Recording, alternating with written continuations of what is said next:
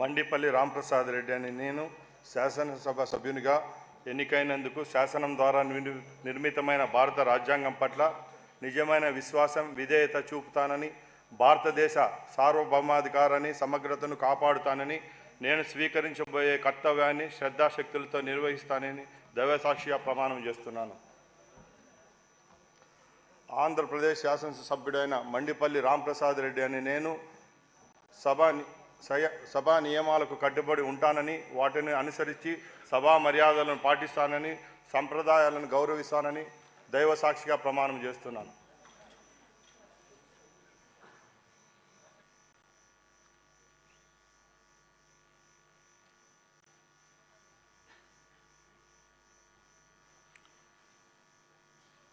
Shri Ravikumar Gottipati.